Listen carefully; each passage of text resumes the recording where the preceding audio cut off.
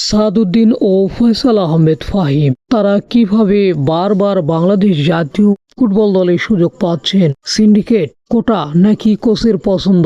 আসুন জেনে নেই আজকে সেই বিষয়ের গুরুত্বপূর্ণ তথ্য।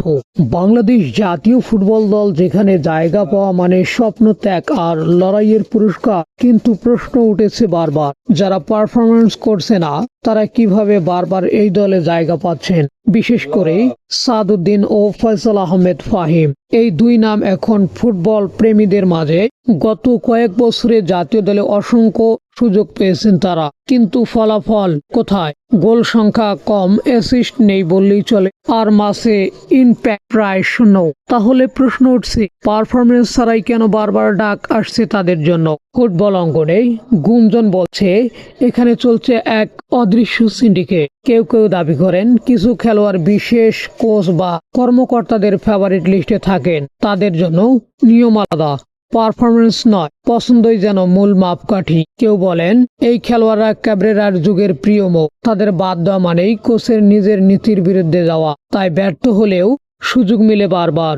অন্যদিকে স্থানীয় লিগে দুর্দান্ত পারফরমেন্স করা অনেক তরুণ খেলোয়াড় জাতীয় দলের সুযোগই পায় না।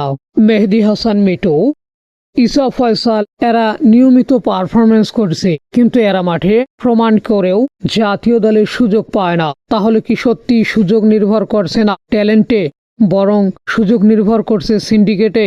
বিশেষজ্ঞরা বলছেন বাংলাদেশ ফুটবলকে এগিয়ে নিতে হলে সততার জায়গা থেকে নির্বাচনী হবে মূল চাবিকাঠি। যদি কেউ বারবার ব্যর্থ হয় তাকে রিপ্লেস করা উচিত, এটাই ফুটবলের নিয়ম। বাংলাদেশ ফুটবল বদলাতে চাইলে সিন্ডিকেট নয়, সিস্টেমে ফিরতে হবে, যেখানে জায়গা পাবে শুধু যোগ্যতা এবং কোনো প্রকার পরিস্থিতি এখানে কাজ হবে না। এটাই সময় ফুটবল নির্বাচন, স্বচ্ছতা ও ন্যায়ের দাবি তোলা, কারণ জাতীয় দলের জার্সি কারো উত্তরাধিকার নয়, এটি দেশের মর্যাদা ও সম্পদ।